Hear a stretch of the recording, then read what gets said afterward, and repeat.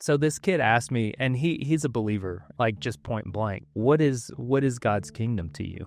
And he's taken some seminary, so he was asking, like, theologically, like, what do you think that is? Or, just explain it to me. Oh gosh, how did I say this? I wanted the store to be a little microcosm of God's kingdom. As believers, we can step in and out of God's kingdom all the time. And it's really just about, are we walking by the Spirit? Are we in tune with the Spirit and what He's saying at the time, and what God really wants to do in our life? That's really the kingdom happening all around you. And so I think people, even non-believers, catch glimpses and experience God's kingdom every once in a while. I really think like we can walk in God's kingdom every single day. That's where like you really start to love people, when people start experiencing God's love. I'm a follower of Jesus and have the Holy Spirit living inside me. My store doesn't follow Jesus. It just is there. And so it's not a Christian store, and we try not to be like just overtly Christian, We're not holy grounds. Hebrews. But I think we are standing on holy ground whenever the Holy Spirit is in us. We're on holy ground. And I think the people around us are on holy ground. They don't even know it sometimes. This lady came in just out of nowhere. She just opened up, just cracked, started crying, and just said, I see you guys, and I just love the people that you are, and I've been praying. I'm trying to go to school, and I'm having car problems, and I feel like I've been praying to God, but it's just not. So we just got to like pray for her and encourage her. And then all of a sudden, we look out the window, and this woman falls off of her bike and is just out cold on the cement outside. And I look at Sarah and I'm like, hey, let's go outside. So we run outside, and then I'm like checking this lady's pulse because she looks gone. I feel like it's a faint pulse. And this is just like an example of just like, we don't even ask for this stuff. It just happens because we're just like, Lord, we want you to do stuff. I think most people would see that as like, oh, that's a bad thing. Something terrible. But we got to go out there, and I was talking to this woman Sunday because she came to church. Same woman that fell off her bike. She fell off her bike and broke her femur bone. Long story short, she came to church on Sunday, and we're just talking to her, and Sarah was actually there talking to her and was going through some scripture with her and just talking about the Lord and talking about the good things that He's doing. And actually, and she told me, she was like, that was such a huge blessing. And then she said, the Lord's really been doing a lot in me through falling off this bike, having this accident, having pins all in my leg now. She said it's something that really needed to happen. I haven't drank coffee in I don't know, 3 weeks. What? Yeah, I know. You're the coffee Well, guy. I mean, I've sipped coffee, because I have to taste it. And so... Well, I mean, yeah, you have to taste it. But I haven't drank a whole cup in about 3 weeks. I do this from time to time because, I mean, I don't know if you know this, but coffee will completely wreck how your body makes energy. If you drink it all the time. You are the coffee guy. You're the coffee snob. You're not selling me on it. So I get up to 3 cups a day, and then I just call it. And I'm like, I've got to get control of myself. So I just quit. And I drink tea for a while. And so I'm drinking tea. It's nice. I like tea. Back on tea. Yeah. You can have tea. 3 weeks. And I'll have 1 cup of tea in the morning. And I'm good for the rest of the day. I don't take a nap. I don't crash. It's just and then I go back on coffee. And I'm like, you're not selling me on this. You're not selling me on this. You're the coffee guy, man. I love coffee. I mean, I still sip a coffee every once in a while. I'm like, that's so good. All right. So when do you know that it's time to come back on? I'm allowed again. I think I just want to. I finally. It's more of it's like time. I'm finally I really just want to drink some coffee, and I'm gonna drink some coffee. So I'll start with 1 cup in the morning, and I'll be fine. But yeah, from time to time, I just gotta slow. I gotta hit the brakes a little bit because I go off the rails. I do too. The worst thing in the world is that you taught me how to make your coffee at my house. It's over. I am already not a man of restraint. I don't know if you knew this about me. But I've gone for it. And Jesse's like, that's That's enough. I think your heart's going to explode if you have Yeah. another cup of coffee. Yeah. Like, fair. Lance Battenfield, welcome to the podcast. Yeah. Awesome. Thanks for having me. I think yesterday afternoon, you were like, hey, you want to come on the podcast? I was like, yeah. Zero notice. When you want to do it? Absolutely. How about tomorrow? Zero notice. That's awesome.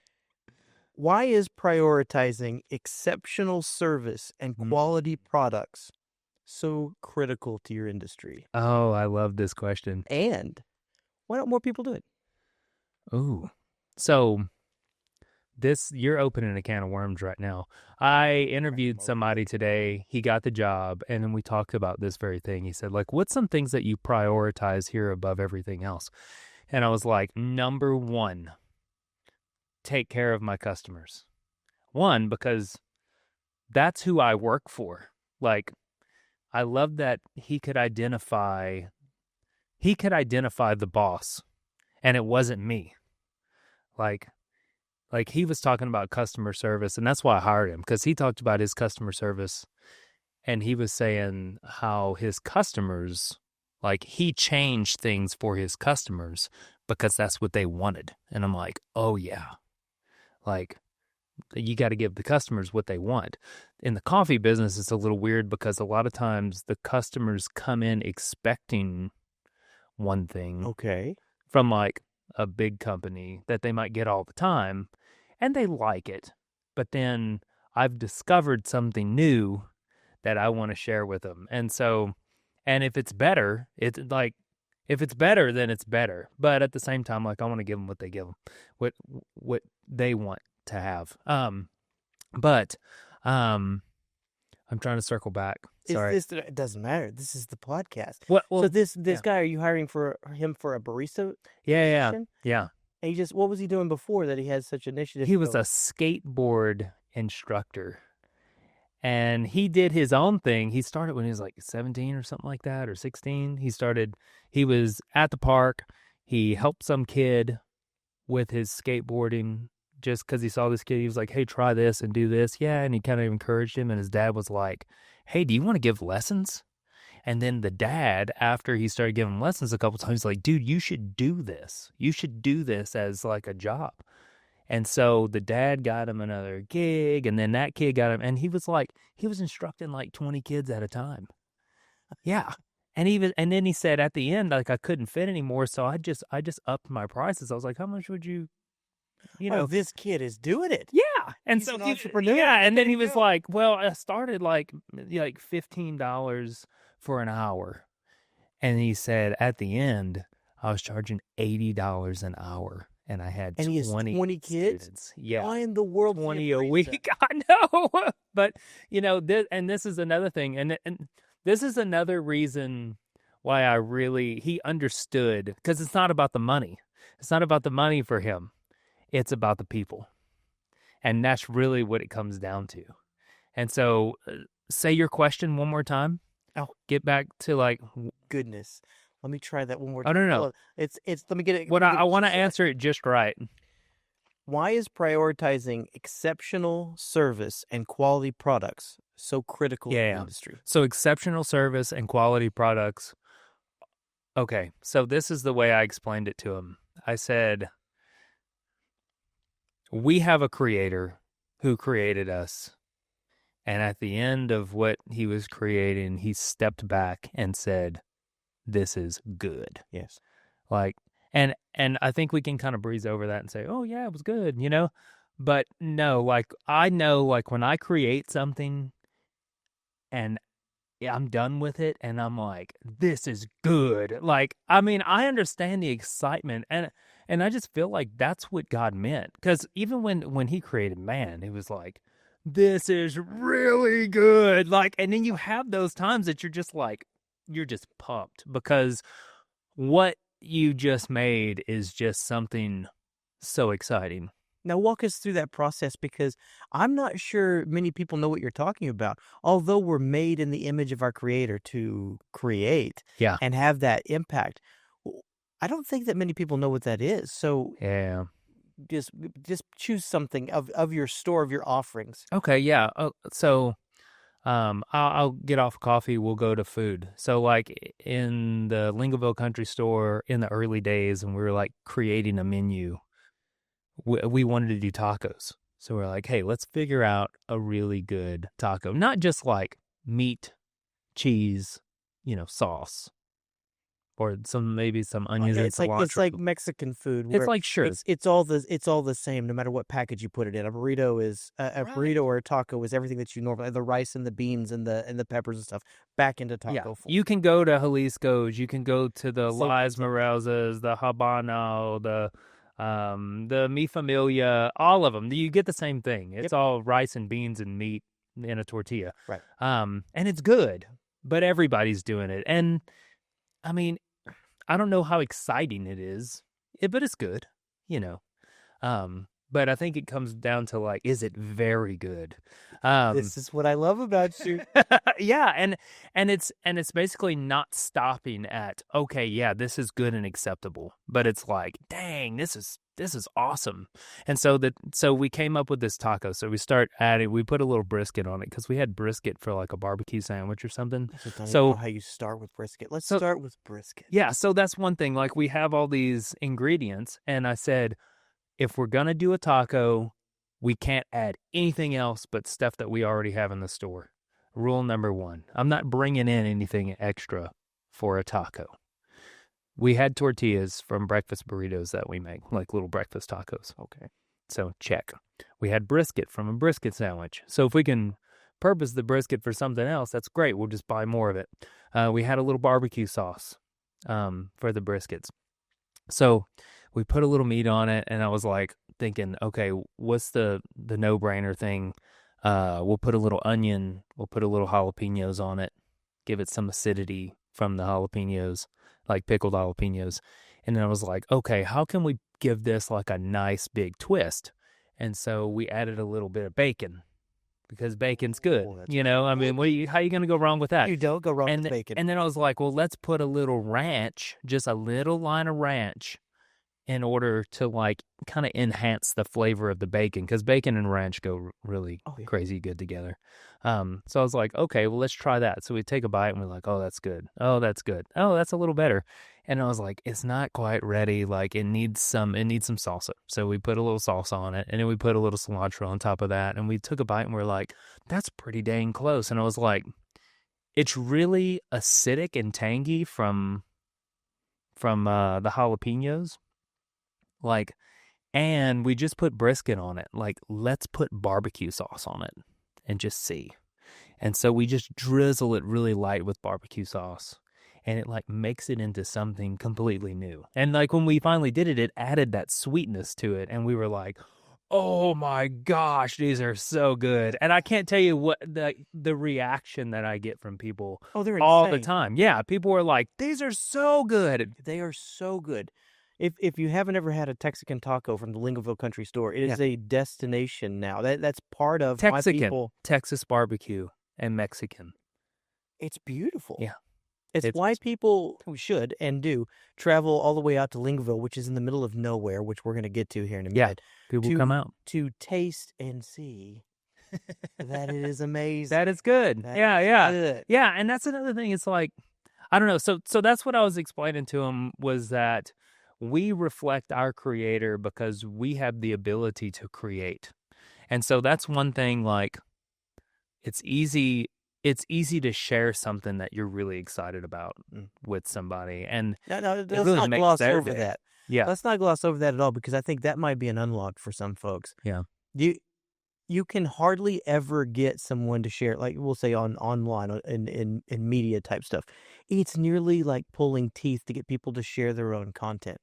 But if they come across something that they love, make memes, for instance, find something that brought them value, brought a smile, gave them an experience, they'll gladly share it. And you're doing that in the physical space. You created Texican tacos, and they fly out of that place. Yeah, but it's like that with everything. So like when we make a cup of coffee.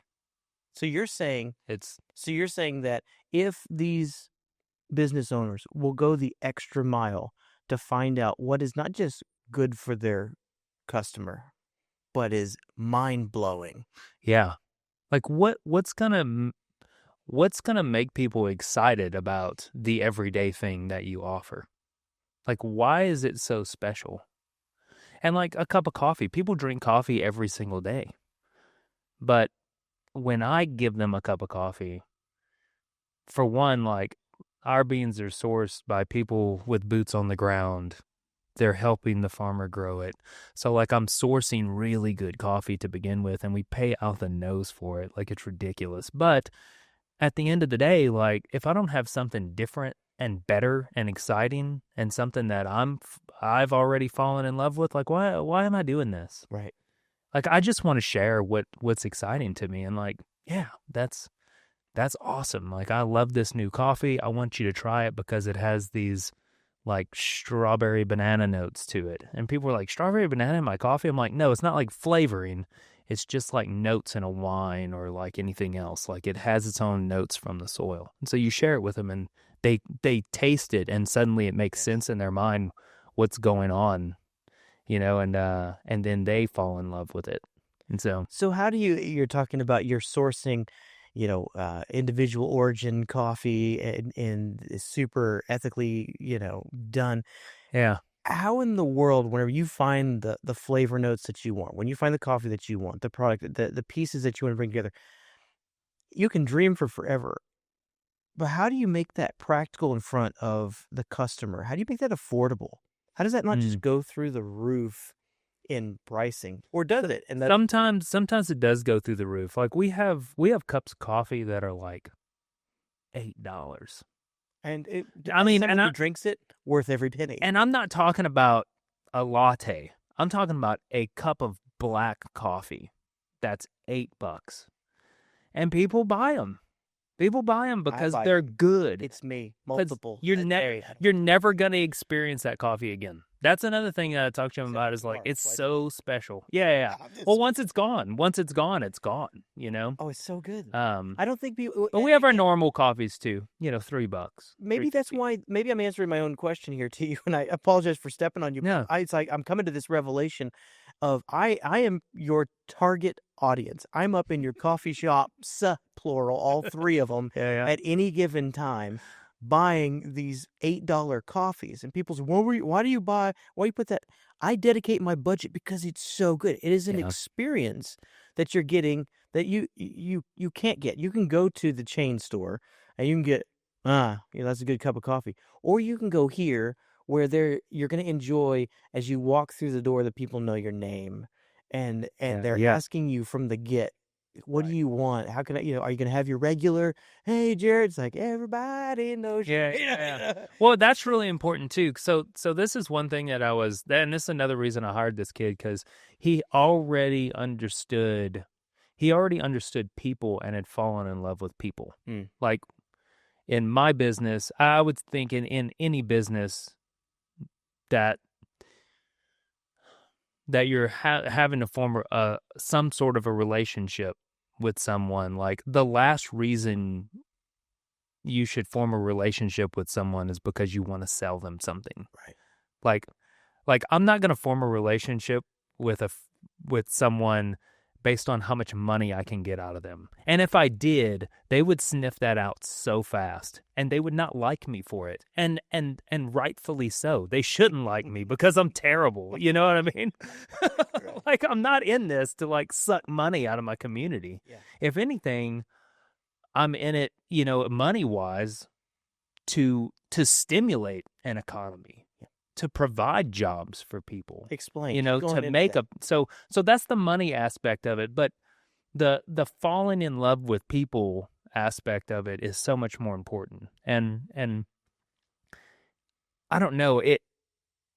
So this kid asked me, and he's a believer, like he loves Jesus, and so he just asked me, like just point blank, because I talked about God's kingdom, talking about my store, and he goes, what is God's kingdom to you? And he's taken some seminary. So he was asking like theologically, like, what do you think that is? Or, just explain it to me. And I just told him, God's kingdom, like God's kingdom is just, oh gosh, how did I say this? Like I wanted the store to be a little microcosm of God's kingdom. And I think as believers we can step in and out of God's kingdom all the time. And it's really just about, are we walking by the Spirit? Are we in tune with the Spirit and what he's saying at the time and what he's doing and what God really wants to do in our life? That's really the kingdom happening all around you. Right. And so I think people, even non-believers, catch glimpses and experience God's kingdom every once in a while. But I really think like we can walk in God's kingdom every single day. And that's where you start seeing like, that's where like you really start to love people, when people start experiencing God's love. And so while we pray and we set aside this space, say a store, and we say, Lord, we just want you to be here, you know, what really makes it happen is us. Like I'm a follower of Jesus. You know, I follow the principles of the Bible and have the Holy Spirit living inside me. My store doesn't follow Jesus. It just is there. It just is. It's just there. You know, it's just a store, you know, it's not a Christian, you know.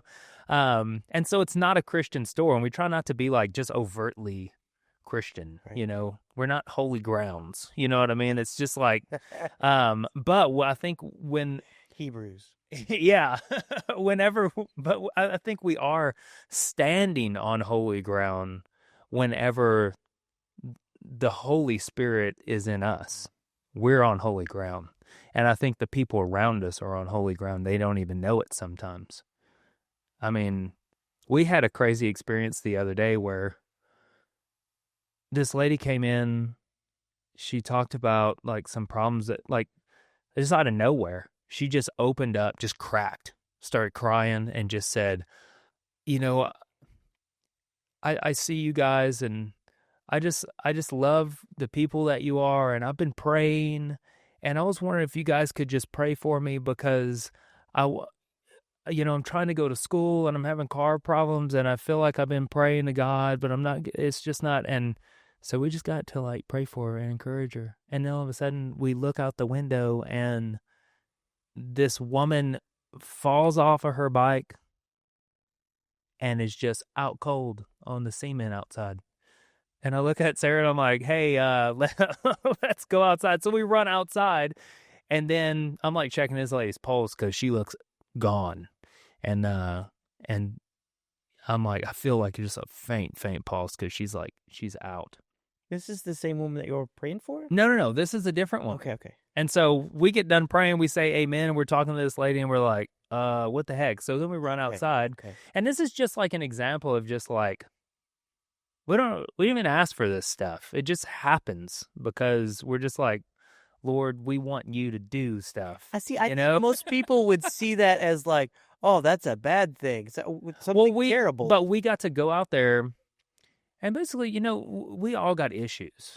You know what I mean? And this lady's got her issues too. But we got to go out there, and I was talking to this woman Sunday because she came to church. Same woman that fell off her bike. She fell off her bike and broke her femur bone. We didn't know at the time. And, man, like hit her face on the ground like bad. So we pick her up and we put her in the car, and we took her to the emergency room. When I picked up her legs and kind of turned her sideways to get in the car, man, she just turned white. And I was like, and so I was talking to her after. I said, did that like hurt? She goes, I don't know if it hurt or not, but I just knew something wasn't right. Because my body like almost passed out again when you moved my legs. I was like, oh my gosh. We didn't know anything was wrong. The ambulance came. She sent him away. She said, like, I'm fine.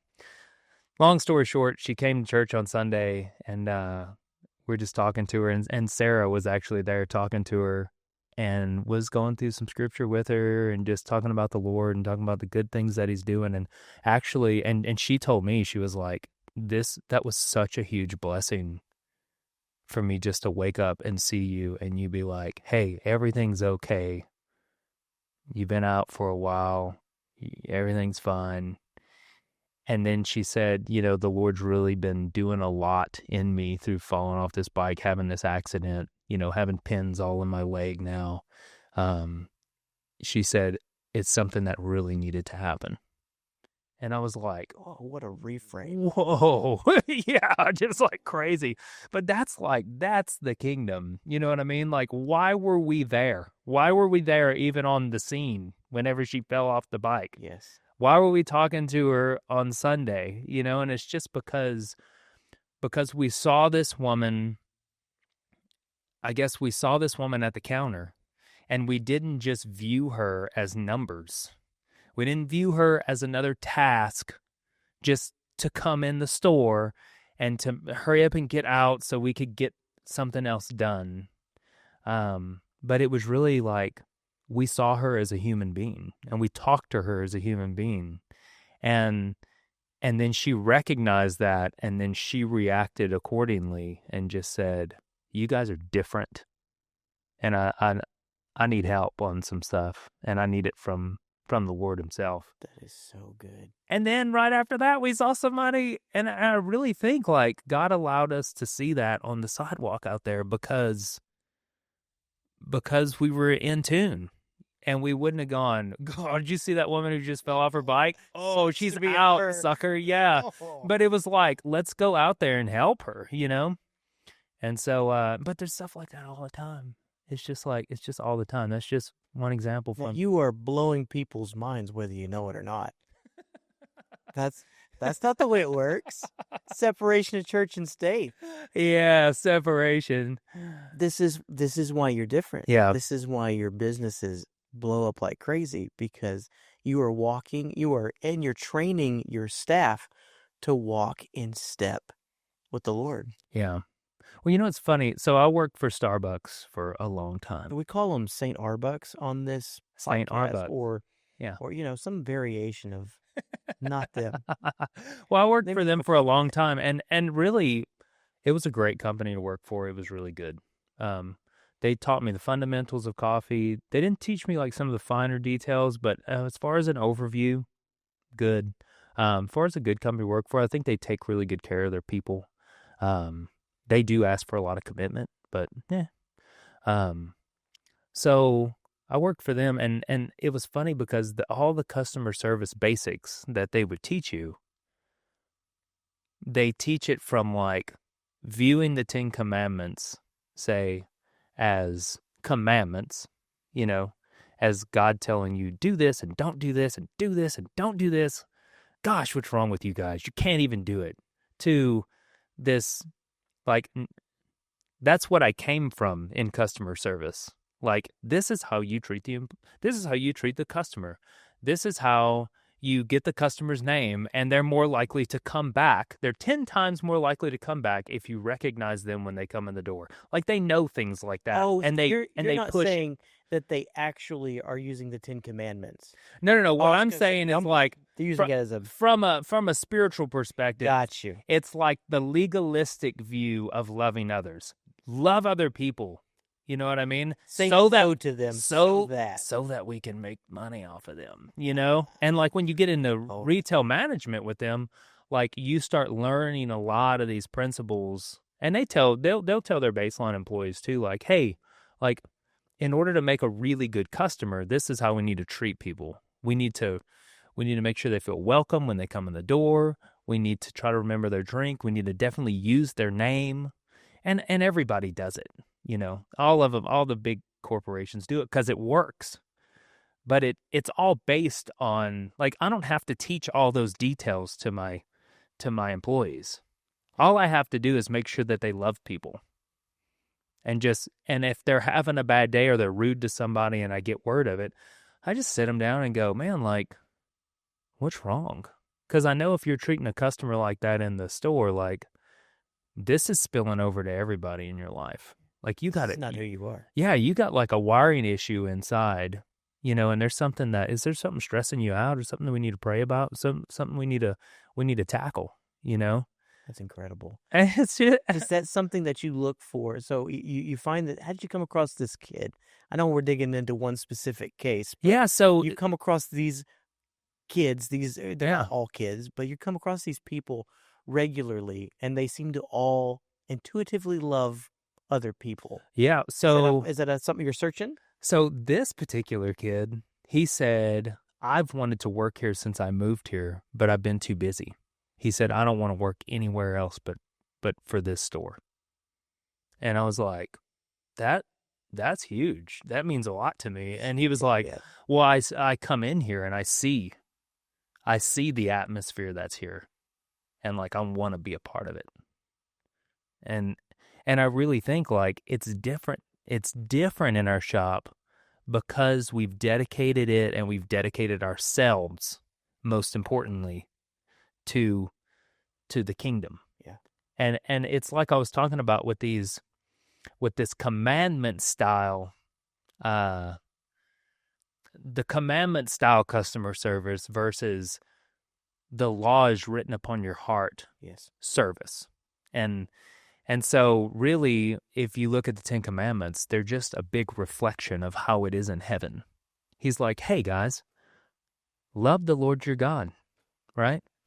Don't try to take your neighbor's wife, or don't try to take your neighbor's stuff. Don't steal, don't cheat, don't lie, don't murder each other. None of that stuff is in heaven. Let's bring the kingdom to heaven.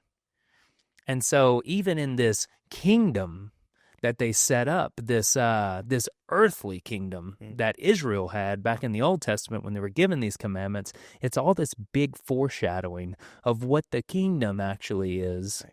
It's when these laws are spewing out of us, not coming to us harshly, but it's the one who gave the commandment lives in us, and he's making the commandments a reality out of us. And so when the customer comes in, I don't have to say, okay, I'm supposed to What's the law? I'm supposed to say welcome, which is really important because, you know, when somebody comes into your house, you don't ignore them.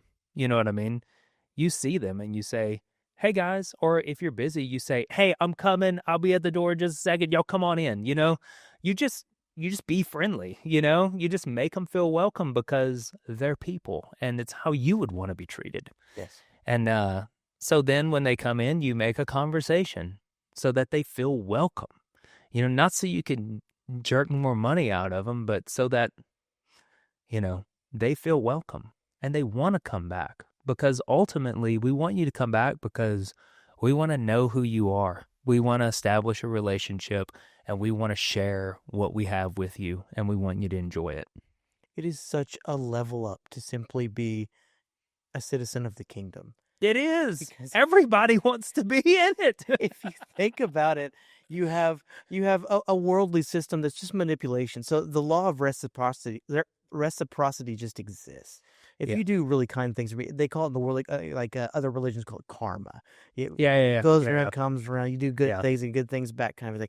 The law of reciprocity does exist. So people are trying to tap into that. The worldly system does it through their, karma, manipulation. Yeah. But all businesses want to do that. It's always to get. It's always, you always have this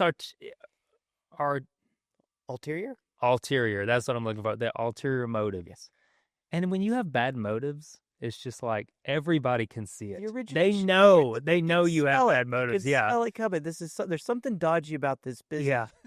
But then, even believers, if I could go as far, if they're operating out of a religion or a rule-based mindset, they're gonna because I can't even tell you how many Christian businesses are out there that they know they're working a world system rather than simply connecting with the King and allowing him to transform their hearts and flow out. That's why I think when you come across a truly kingdom business, people know it. Yeah, yeah. When you step through the doors, you know these cats are different. Yeah. The products are better. And honestly, it's not about getting fish hooks in people and reeling them in and getting them to church. I mean, that's another motive, you know? Did you go around, I highly doubt, did you go around this city, all three cities? Did you go around and say, I only want top-notch Bible studies held in here? Like, so I only want the saltiest believers to come in here and bring people in for a cup of coffee. Yeah. Did you make that a declaration or something? No. Then why is it happening inside of your store? I really think it's just because of this because of this atmosphere. It's just like because people notice it. People who don't go to church, people who they don't read the Bible, they don't care to read the Bible. They get it too. They understand. They're like, man, when I come here, it feels like I'm coming home. That's what I've got. And I'm like, you feel like you're home? Like, yeah, they feel like I'm in my hometown. I'm like, dang, I'm thinking to myself, that's what the Holy Spirit feels like. Feels like you're home. Awesome. Feels like you're in the arms of your Father. So that sounds like a lifelong journey, but you have people who are just getting into this. Okay, you have your baristas that are just coming along. Who knows whether they're going to have a coffee shop or not one day, or Yeah. where their lives lead. What would be some breadcrumbs that you could leave for some folks, or like some get ahead moments where you go, if I really invested in this, and this, and that worked on me internally and it produced what you see now. What breadcrumbs would you throw back and say, I would give my life to get more of this or to do less of that? You're talking about just in general, like somebody wanting to start some sort of a business? You can go specific to your world, to your hospitality, to to brick and mortar type business. But I'm listening to your story, and the more I listen, there are so many intangible elements that you've cultivated over the course of your life that you already know to look for people who love people. Oh, I see. You already know that that if I bring my customer the best I possibly can, that their hearts are going to be ignited. And that's already worth it. The Lord's going to provide in the meantime, and we're going to make a profit. But you're not gouging. Like, those are things that have been cultivated over decades. If somebody's just starting out in that process, or maybe a young Lance, how would you advise them to invest their heart well? Or their time? Or I think number one, I would just say, I'm trying to think of myself about 20 years ago. You're roasting beans in the back of like back of the house. Just trying to figure it out. Man, I would say Jesus said it's better that I go so that the Holy Spirit can come. And what did he mean by that? Why is it better now than Jesus being in the room sitting here in a third chair with us? Why is it better now? Because that's what he said it is. Yes. And I would say because he still can speak, he still can move, he can still touch. He can direct you move by move. Yes. And honestly, it took me,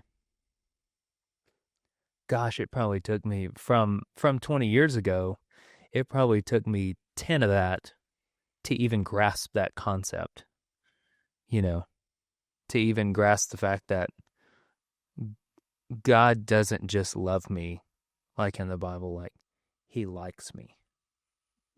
Yeah. That's a huge one for a lot of folks. Right? How do you love somebody without liking them? Chipping away with on me. It's really? Yeah. And I feel like about 10 years ago, he probably brought me to a place that was maybe before 10 years ago. He brought me to a place where he was like, don't tell anybody else this, but you're my favorite. Like that. I'm sure you're the only one. Yeah. Yeah. And I'm like, I am the only one, right? Yeah. But really, get to that point where God's like, hey, you're my favorite out of all of them. You're my favorite so much that I would die in your place. I would send my son to die in your place. It's like, what else does favorite mean? You know what I mean? Who would you die for first? You know what I mean? It's like, well, he died for me. He died for me first, I would say. And I know that's not that's not correct, but I would still say like that's how we all need to see it. Yeah. Um, that right there, like to say like God wants good things for me. And this isn't like some weird way to get ahead or get more money or this is really about like him being glorified Yeah. in everything that you do. So like, I hope that he's glorified in the fact that I think he loves me. And I hope that he's glorified in the things that I really believe like he's commanded me to do. So that's one thing, like none of these shops took place based on just what Lance wanted to do. It was always, he said it first. He said it first. Well, why don't you walk us through one of those? The one that comes to mind is Blackjacks. How did Blackjacks come to be? When you say he said it first, what does that mean? Yeah, so after he said Lingleville, and Lingleville happened, we were doing great. And I was in the shop, and it was fun, and it was like, I just worked at Lingleville Country Store, and I talked to people when they come in, and people knew I was there, and it was a lot of fun. It was just awesome. It was simplistic,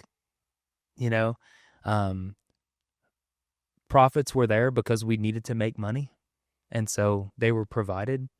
And Lingleville, for anyone who doesn't know, is the flagship. It's the origination point. It was formerly a convenience store kind of a thing. Convenience store with general store. Think of like a convenience store with no gas. So what was the reason to stop? Right? Well, I mean, they just started carrying beer right before I started. So, yeah.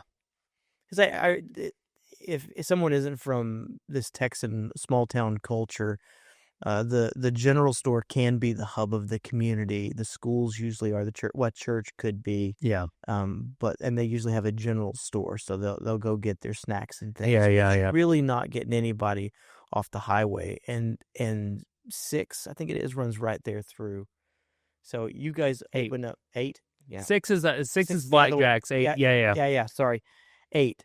Runs right through there. And so you guys open up a coffee shop in a general store in the middle of what some may call nowhere. And it does really well. Yeah, like just to put it into perspective, the post office rents out the back from us. Like that's the only post office in town. We have some P.O. boxes in the back. There's a postmaster in there for 2 hours from 8 to 10 every day. I think I was talking to Ryan Hurd a couple of days ago, and he said, Pastor Ryan out from the church there, and he said there's like 160 people registered living there. Yeah, I think so. The ballpark of that vicinity. So yeah, Lingleville happened. A friend of mine calls me because there's a little coffee shop in Dublin, and it's just like a typical little mom and pop shop. A couple opened it. It's real cute. They buy some cheap beans, espresso machine to try to make it work, I wouldn't say any like real expertise. They knew how to make coffee, but it was just like, meh. You got a cup of coffee, and it was what the other guy was serving. Maybe a little worse, maybe a little better, depending on the day, depending on who was making it, Yep. And so, it was like 2020 March. Oh. Yeah. Oh. Yeah. And like the crap's hitting the fan. Like businesses are shutting down. Nobody's going out. All of a sudden there's this pandemic. And I think they were already hurting financially, and this was like, we're not going to survive this year. That's where they were. And so they put it for sale for like nothing. They put it for sale for nothing. Like I can't buy a small rundown house in Dublin now for what they were selling. The business, the building, everything. The building came with it? The building, everything in the shop, the business, the sign, everything. I mean, like in 2020, this is 5 years ago. I want to say like $40K. That's what they asked for it. We didn't even talk them down. And just go with it. Yeah. Because you couldn't need it. So a friend of mine calls me. He says, "Hey, this business is for sale. I've already seen 2 coffee shops there tank." This is coming from the Lance that always said, if you want a business to fail, do it in Dublin. Nothing good comes from Dublin, Texas. Yeah, it's like Nazareth. I was like, Dublin's the place where businesses go to die. That's like what, and I would say that specifically about the building that we're in, probably. About this little corner that just keeps eating businesses. And so it's funny because about 6 months prior to this, the Lord put it on a few guys' heart, mine included, to, hey, let's just go pray for Dublin.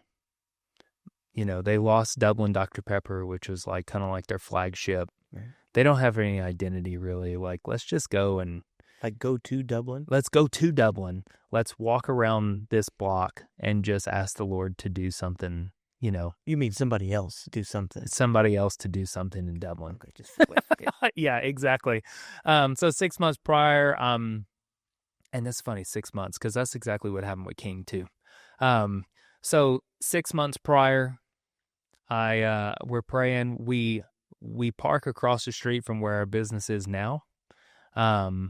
We walk right next to it down the alley.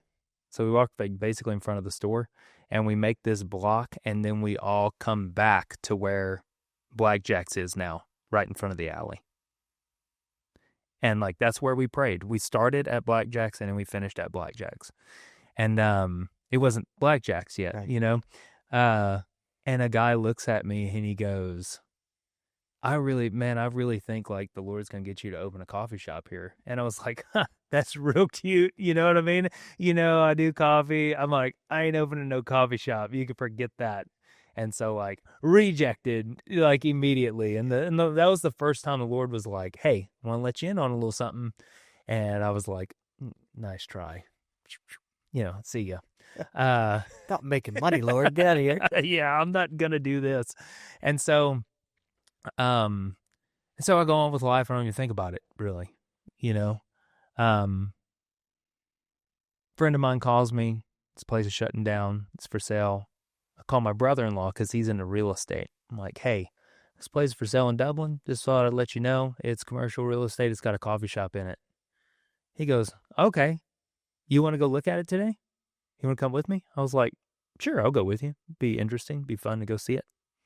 Hop in the truck after I get off of work from Lingleville, take off. We get there. He shows us everything. I'm like, man, that's a pretty good deal.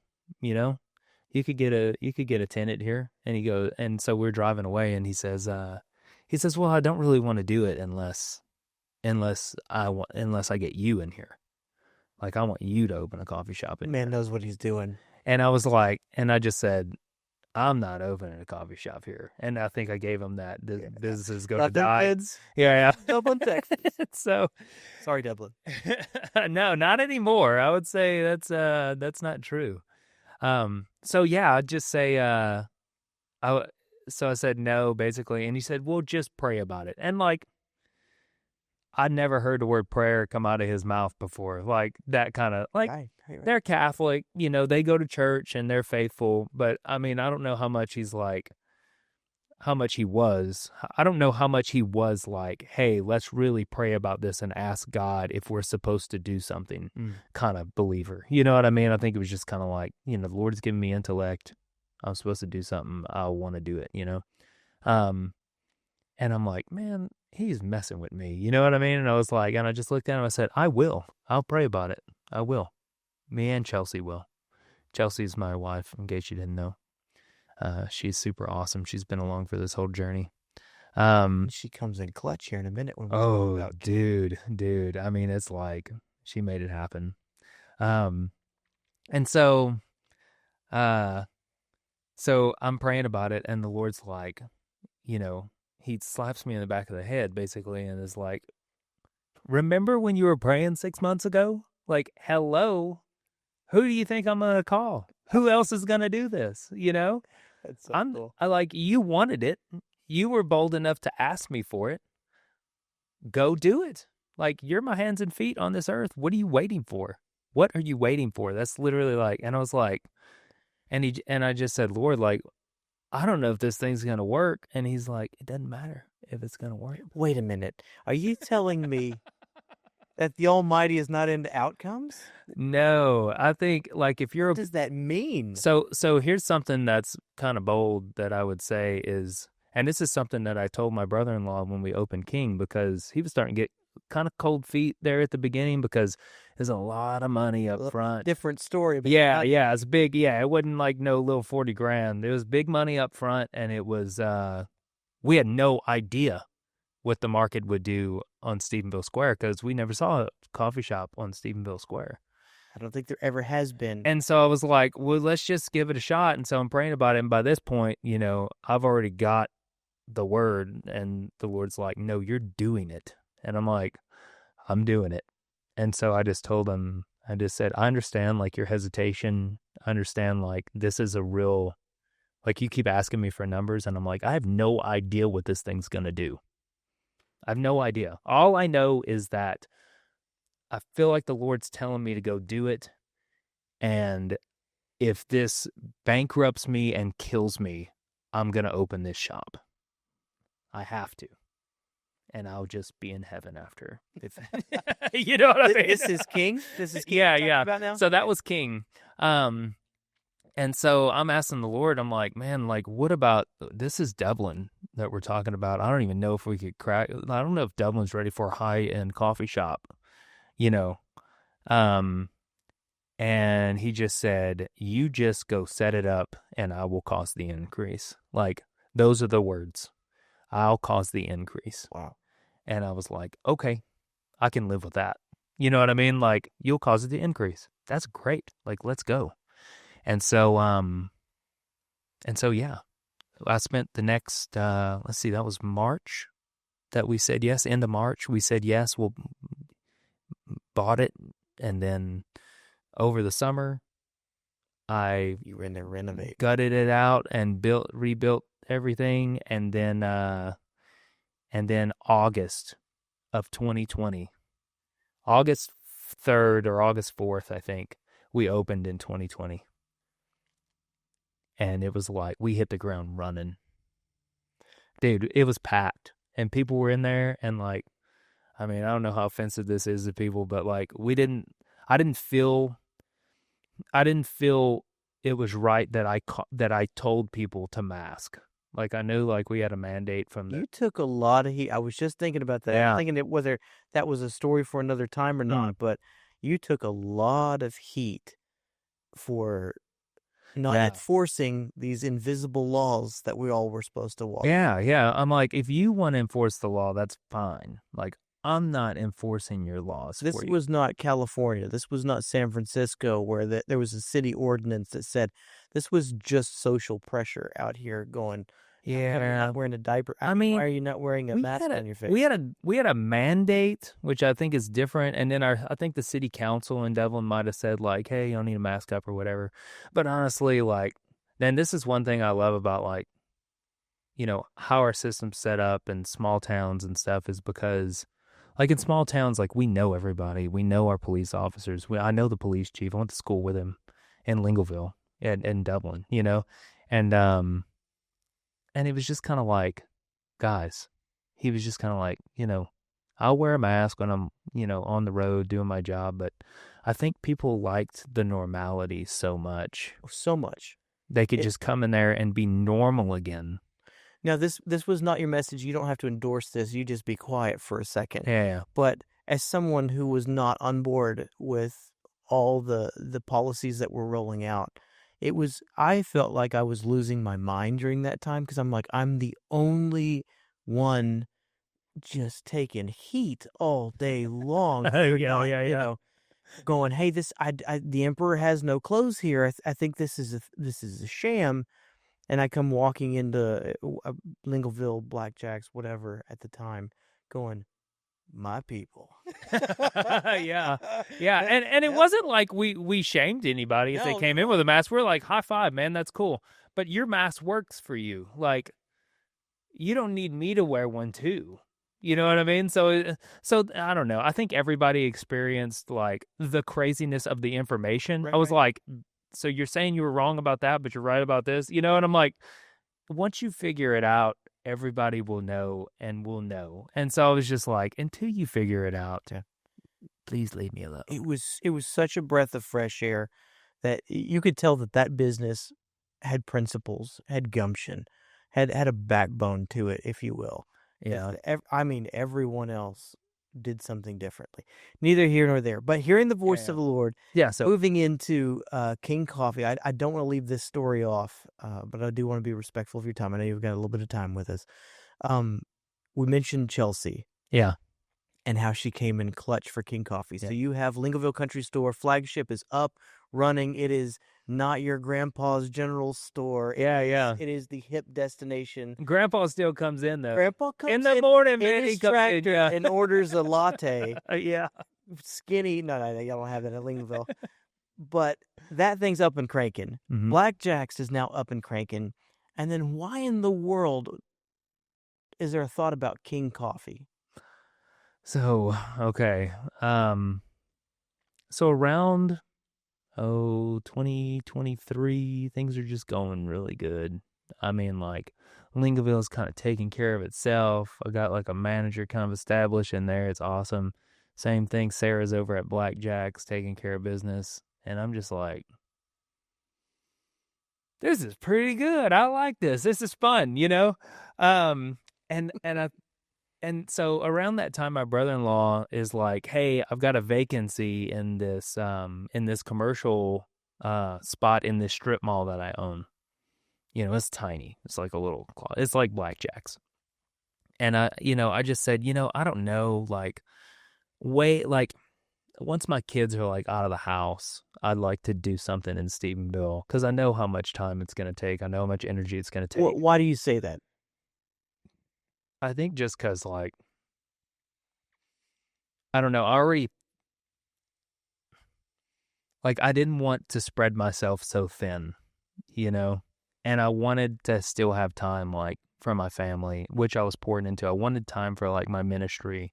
Well, you've opened up Lingleville and you've opened up Blackjacks, and you were saying it's fairly self-managed. But before, well, before that, it was like, it takes a long time to, like, get it rolling, like a few years, Okay. Or it did with that one. Like, I think it was, we opened 2020. This is like 3 years in, and we're like finally getting it to, like, it's doing its thing, Lingleville too. So, we finally got it moving. I don't have a lot of systems in place and I probably should. I should have more, like, I don't even think we had many recipes written down at that time besides what Sarah, like, wrote down. So a lot of this stuff is just like, I mean, it's like mom and pop, like, hardcore, like, we don't have a lot of processes and we really needed them in place. So it was kind of like, I need to do that. And it was kind of like, we'll get to that, but it needed to be done. So anyway, my brother-in-law kind of hit me up about this little building. And that was like, that was probably late December, early January, 23, 24. Okay. Well, about August of 23, my wife has dreams. Like, she has dreams. What do you mean by that? So she has dreams of, I have dreams. Actually means stuff. Like, sometimes, and I don't know how she knows the difference. I mean, I take that back. I do know the difference. So I was telling this kid about this in Lingleville. So I was really stressed out during this time when we were building up Lingleville before Blackjacks. And, man, it was just like, it was stressful because I didn't feel like there was enough of me, to make this thing work. It's kind of like that awkward stage where, like, you need two people sometimes on the floor, but you only have one. And it was like, I can't do this and that and all the orders at the same time. And so, man, I was really feeling spread thin. And I woke up from a dream, and the dream was basically I was at this cooler that's in Lingleville, and I was restocking it with drinks. And like, it was so weird because the problem in the dream was that I had all these drinks that needed to go in the cooler, but I couldn't fit them in the cooler because it was too small. Like, the cooler was too small to fit all the stuff. And I didn't see him, but a guy walked up behind me and he said, like, and I'm just like stressed out. And he just kind of looked over my shoulder and like real relaxed. He was like, Deuteronomy 6:4-12. And I was like, and then I looked at the cooler again and it went whoop, and it went deeper and it went whoop, and it went wider, and I fit everything in it. And I was like, oh my gosh, thank you. And then I woke up and I was like, that was so freaking weird, you know? And so I was like, I'm going to see what this Deuteronomy 6:4-12 thing me? is. You don't even know what the text means? No, I looked it up and I was like, yes. Like when I read it. Here, I got to read it. Oh, come on. Yeah, you read it. You read it. So let's find it. So I was telling this kid about this today. And when I was trying to explain like what the kingdom of God was, because I explained it way longer than what we talked for, probably an hour. Deuteronomy 6, 4-12 says, Hear, O Israel, the Lord your God, the Lord is one. You shall love the Lord your God with all your heart, with all your soul, and with all your might. And these words that I command you today shall be on your heart. You shall teach them diligently to your children, and shall talk of them when you sit in your house, and when you walk by the way, and when you lie down, and when you rise. You shall bind them as a sign on your hand, and they shall be as frontlets between your eyes. You shall write them on the doorposts of your house and on your gates. And when the Lord your God brings you into the land that he has sworn to your fathers, to Abraham, to Isaac, and to Jacob, to give you with great and good cities that which you did not build, the houses full of all good things that you did not fill, and cisterns that you did not dig, and vineyards and olive trees that you did not plant.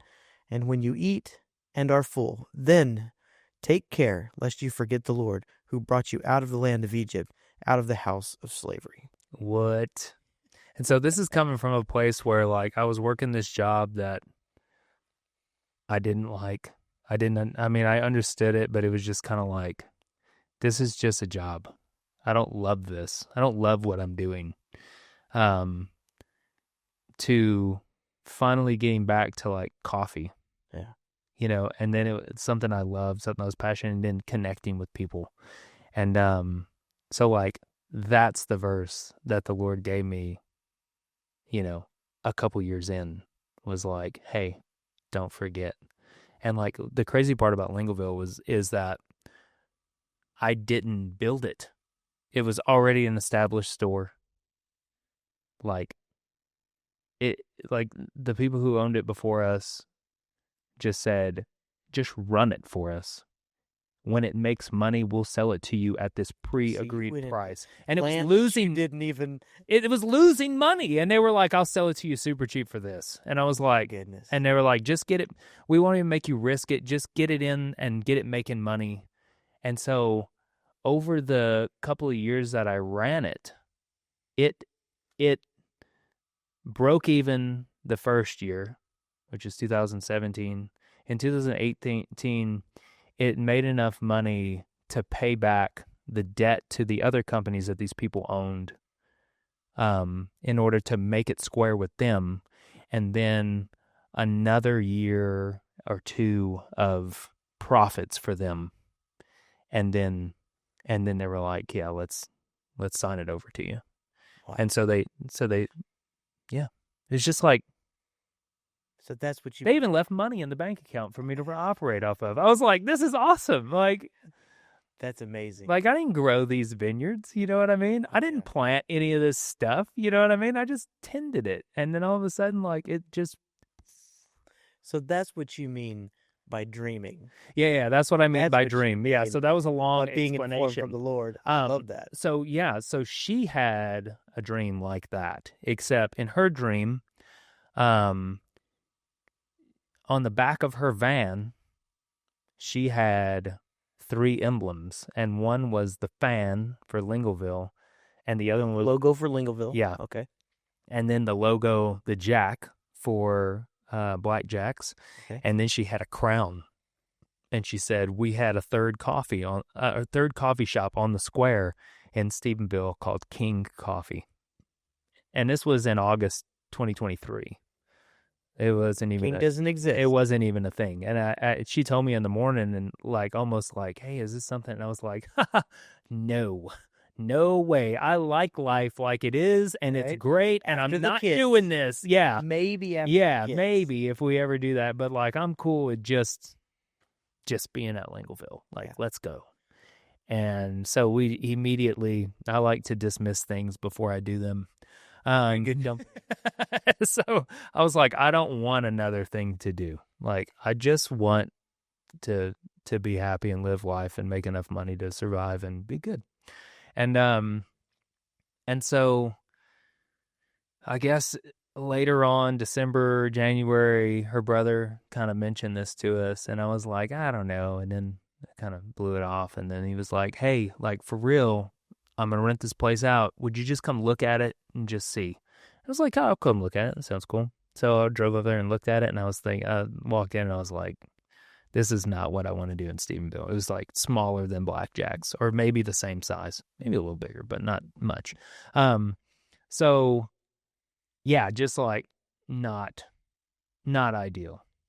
And so he's thinking outside the box. What if we did a rooftop patio, blah, blah, blah. And so I'm driving from there and I'm like, Lord, like, what is this? Like, what do we need to do here? And like, just as clear as day, he was like, you think I gave you all this so you could just sit on your hands and relax and just be like, let's live life now? He's like, no, like, this is bigger than Lingleville and Blackjacks. Like, what you did at Blackjacks, which was more than just open a coffee shop. I really think it was like, like inviting the kingdom into a place, it trickles out. And so that's really our prayer, is that all these principles of Deuteronomy 6:4-12 would seep out of our windows and our doors into our communities and into the city and even into the politics of the city, and like, just like, let God bless this place. Like, he loves you guys. Like, let him bless this place. Surrender to him, and he's gonna make your path straight. You know what I mean? And so that's really just what we've done. Like, Sarah on a regular basis would just like prayer walk and just pray in the store and just like, y'all have worship nights. Yeah. Yeah. You have probably the most talented staff. I know, they all are awesome. Yeah. They're excellent musicians. Yeah. I don't know how that worked out, but that's awesome. Bonus.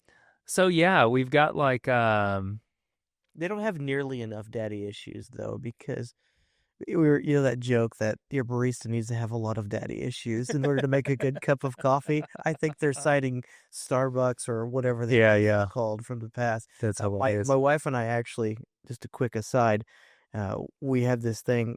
We can't say it's Lingleville, King, or Blackjacks because they don't do this. But everywhere else, whenever we make a cup of coffee, so in the mornings I'll make a cup of coffee, and I'll walk over. We have a big island. You've been over to our house. We have that big island, and we'll set the coffee on the bar, and we'll call out for the other person who's doing whatever activity. So if I make a cup of coffee or she makes a cup of coffee, she'll walk over and she'll say, Gerald at the bar. And then always Gerald, the name wrong. Always. And then we'll walk off, and the other person plays the bit of walking up and going, is this my coffee? I don't know. Are you Gerald? Yeah. That's the experience. See, at King, I do that sometimes because I literally, like, I either don't understand their name, or like we spell it wrong, or I get it and I'm like, I don't know what this says, and I'm like, I'll call out the name, and then they come and you could tell they're kind of like, that's not my name. And I'm like, and I'll actually like take their drink and go, did I get your name right? Like, and I'm like, no, it's actually, whatever. And I'm like, I'm so sorry. Like, I can't read this, and then we give it to them, but it's like another Yes. point of like, let me connect with this I've person, get seen their name right. Yes. I've seen you catch somebody that looks at their sandwich wrong, and you Yeah. go over and go, "Hey, is everything okay? Yeah. Is there something wrong with your sandwich? Can I?" And they go, "Well, actually, I ordered." And you go, "I'm on it right now. Yeah. Let me go take this back to the back." Which is no. I got it. I got today's sandwich. Or we It's like, leave it on the table and just bring them another one. You can have that one too. You want me to put it in a to-go box for you? Like, what am I going to do with it? Eat it? I could, who but does this though? This is why I think that being a part of the kingdom is just such an unlock. yeah. Because you're not going, how can I make sure that this person gives me money? Yeah. You're going, this person is displeased. I can so double down on their day, their life Yeah. experience. They're going to remember this moment. And I think maybe if we're being honest, we're saying, and maybe their heart might be open to hear a little good news, Yeah. that Yeah. they're loved, Yeah. and Absolutely. actually back that up with some Well, what's more is like, tangible. what can make somebody's day even more? You getting it right the first time, or you totally botching it Yeah, and right? screwing up, Showing them how to fail. and then coming back and going, "I'm so sorry." Like, hey, let me make everything better. Yes, You know, like it's almost a little better. it's almost better. For them to like see you completely screw up, and then completely say, I'll go above and beyond to make this right for you. Yes. And we'll make sure that like you leave with a smile. Because I don't want to mess your day up. Like you came in here to have a good day. I So have heard one of the wisest women I know. It was your wife. Y'all were discussing a story that she has about a cup of tea. And y'all are at a place. Maybe it's not you, but she's at a restaurant or coffee shop or something. She orders a cup of tea, and they wipe out on this cup of tea, as I recall the story. They just absolutely wipe out on the cup of tea, and in their replacement of the tea and how they go above and beyond, it like made a memory and a mark of like, we'll come back to this place, even though that tea was so horribly bad yeah. for the customer service and the Yeah. care that I Yeah. felt totally redeemed it. Absolutely. I remember that made a mark on me. Because the human connection is way more important than the product. Like we just use the product to get to the connection with a person, because that's really what people want. Yeah. They want to be connected with other people. Like little did they know they came into the coffee shop because that's what they really wanted. So here's the thing. I don't want to know. Don't tell me. But I like to think I'm one of your best friends. Yeah. Because you're one of mine. Yeah. And I don't know if that's true or not. No, it Be is. best friends with everybody who walks in the store, kind of a thing. So I go rolling into this place like pretty much like I own it. But Yeah. it was the same way with like Sarah. I'll come walking in, and the way you guys do this to make everyone who walks through the front door feel like their best friends are behind the counter or out amongst them, that's otherworldly. That is otherworldly, and y'all are doing a heck of a job. I like to, and I want to thank you for your time. Are we wrapping it up? We have so many. We haven't got to King yet. We're not gonna do. We're gonna do. We did King. Well, I mean, it's not really there. Well, then by all means, Dude, I'm telling you, there's so much crazy stuff about King. Okay, let me just hurry up and just. No. Do not hurry anything. I just wanted to keep you on. Oh no, you're good. I'm good. So we had this dream. That's King number 1. Okay. Okay. It's going to be called King Coffee, and I'm like, yeah, right. You only think that because there's a King title on the square, and like you see the sign. You only saw that sign. Yeah. I'm like that, but I was thinking that's a pretty cool name. Yeah. But no. And so I get in the car. The Lord's talking to me about whether or not I should do this, and He's like, "You think I just gave you all this so you could just stop?" Like, no. Like this is to continue, and you're to do one here too.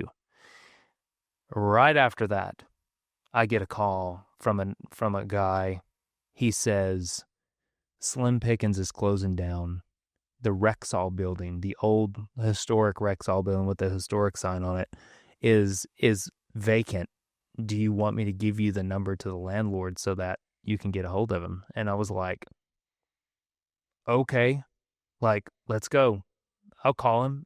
Be fun to just they're going to want way too much for the Sure. place, It's downtown. Yeah. That's coveted real estate. Everybody is going to want this place. Stephenville is blowing up, so things are millions of dollars right now. They just went D1.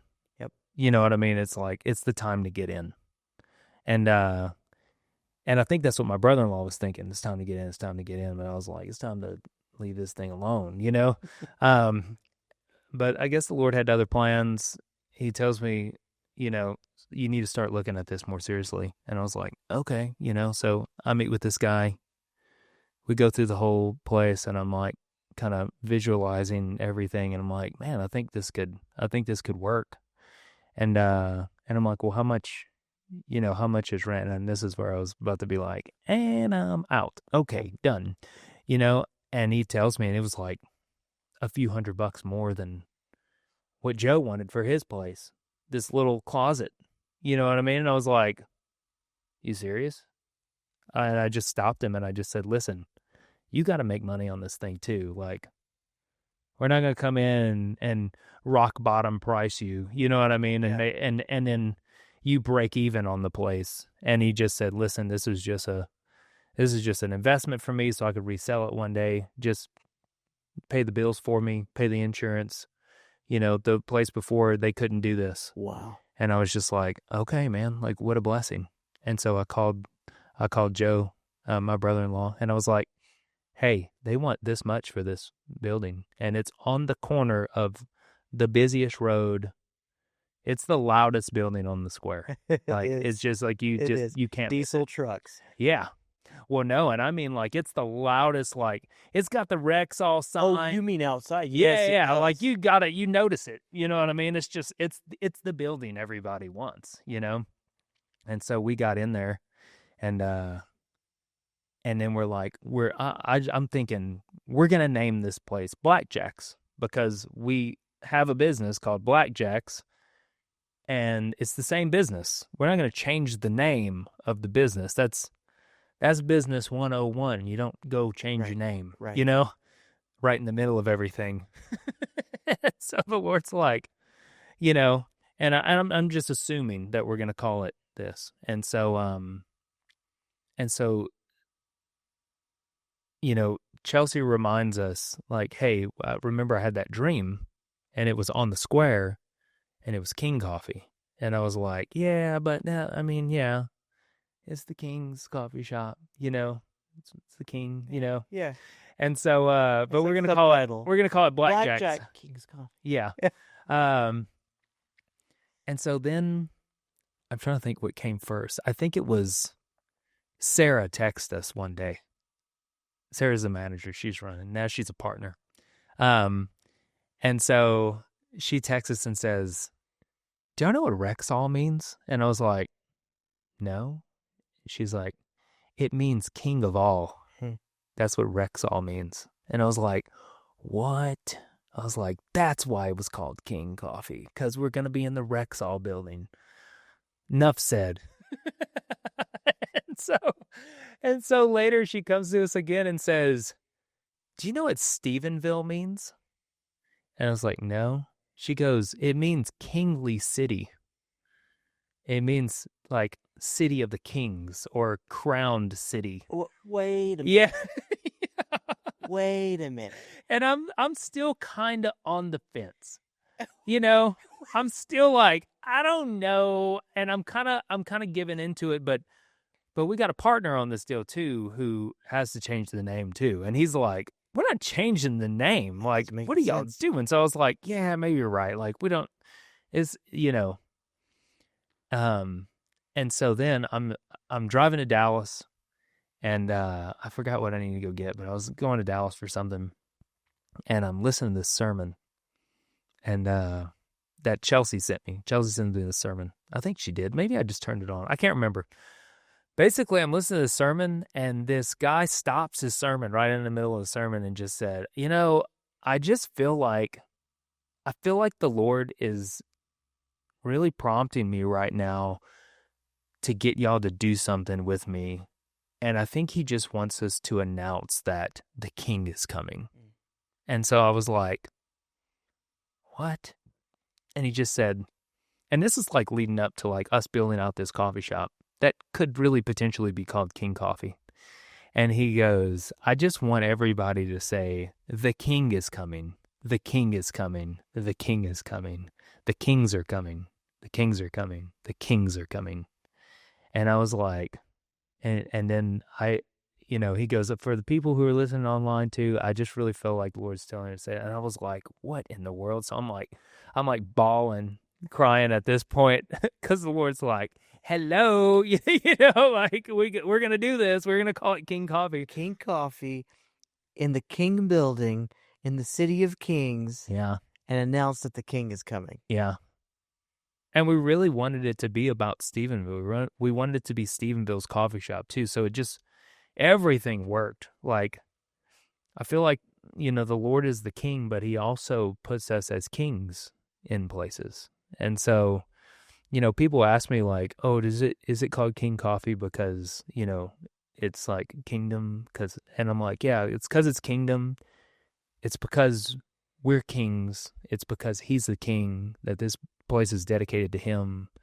It's in the City of Kings. It's in the kingly building. Like, it's king. It's King Coffee, And so, yeah, that's how we got the name. And then I had to talk to my brother-in-law and say, I really feel like we're supposed to call it this. By the way, we're going to violate every rule of business here. Yeah, we're going to change our name. Because the Lord said. Yeah, because God told us to do it. And he just said, man, I get where you're coming from. I get that you want to be like true to that. But he just said, like, the Lord, he gave us intellect so we don't make bad decisions. He said this is a bad decision. Yeah. Yeah. Well, no, he said this is not a good decision. And I was like, I agree with you. This is not my idea, just for the record. Like, I don't think this is a good business decision. It's definitely not. Like, I agree with you 100%, but I still have to make this bad decision. Like, I'm sorry. In obedience, I'm burning. Yeah, and I just said, you said, I'm going to commit to this or die. And I just said, man, I know he gives us intellect so we can make good decisions, but I also think that sometimes he intentionally challenges that intellect so that we could just believe on him as the king. You know what I mean? As like, just to have faith in him and say, my intellect is not God. You are God.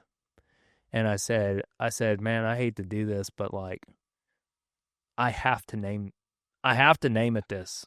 Like, this is really make or break for me. I know that's a silly thing to do. And I just said, man, I can't move forward with this if we're not going to call it this. It wouldn't be right. He's never been wrong so far. That's bold, man. We wouldn't even have Blackjacks if we wouldn't have been true to this. And I said, this isn't me. Like, I don't think it's a good idea to change the name, but we're going to do it. Well, to clarify, your brother-in-law is a savvy businessman. Yeah. Marketer. Yeah. He knows exactly what's up. Yeah. So you're going against every fiber of his being to say. And he's wealthy. Like, he's done really well for himself because he makes really good business decisions and financial choices. And it's just like, it's nice to have him a part of the team. Yeah. But with stuff like this, it's just like, I know it's not. But yeah, so that's why we named it King. That's why we moved forward with everything. That's why we got the crown. I mean, it's just, I don't know. It's just it's been a wild ride. That is incredible. Yeah. Well, man, thank you. Yeah. For giving us a little bit of your time. I like to end these podcasts with one special thing, and it is, I'm going to say to you what I normally wouldn't say to you in person. Okay. Just so it's recorded on film somewhere.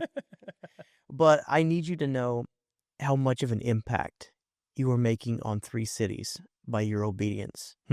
You have said yes to the Lord in Lingleville, Dublin, and Stephenville. And what you have desired about Deuteronomy 6:4, that it would come oozing out of the windows and the doorways, and the kingdom would be established. The kingdom is being established through the businesses that you've helped facilitate. God's called you into something, and through your obedience, the kingdom is expanding. Yeah. And I want you to take heart, because that your boldness and your courage is inspiring to people like me to go, does this? Because sometimes it is a little theory. You are practice. Yeah. When we say, like, get it out of the church, that can't be confined to this group of people. It's gotta have hands and feet in the marketplace and in every sphere of influence. You have proven you are a proof case. I think I feel kind of like David did before he fought Goliath, in that he had this word that he was going to be king, and he wasn't king yet. And it was like, I think my word is the Lord told me to do this. Yeah. And I'd be more than happy if it failed, because it's his fault if it fails. You know what I mean? And that's great. You know what I mean? Like, if it would have failed and we would have just been bankrupt, like, yeah, it would have sucked. You know what I mean? But like, I did what he told me to do, and that's success. It's got to be success. But I appreciate those words. That's our vision. You know what I mean? That spiritual things would move because we did something physical. So we have some good news for you, man. He's not in the business of failing. I know, right? That's good. He does it. He does it. I think the best is yet to come for you. Yeah. And I'm honored to know you, sir. And I'm honored to call you friend. Well, it's been really good having you to lean on in times when I really need it. I think about, back in December, I think my life was kind of crumbling around me, and I was like, I was kind of asking God, like, actually I was complaining, and I was like, God, I never asked for any of this. I can't keep up with all this. It's too much. This was yours. We're about to, this was your idea. You know what I mean? What do you want from me? And he was just like, maybe this isn't about you. Yeah. So I was like, I think you're right. I think this is way bigger than Lance. And I'm glad it is, because it can't be about me, And because it is, I can continue to press on and do what I need to do. Plus, he kind of pulled me back and said, hey, you're living everybody else's dreams right now. What are you complaining about? You can't keep up? I can't wait to see the comments on this video. You are such a brat. You are living so many people's dreams. Oh my gosh, man. This to me, this is what it looks like to steward that well. Watching your life. Yeah. Because if he takes it all away, great. If he chooses to double down and magnify his name, even better. Yeah. Yeah. Hey, I love it. Let him be glorified. That's it. Love you, man. Thanks for coming on the podcast.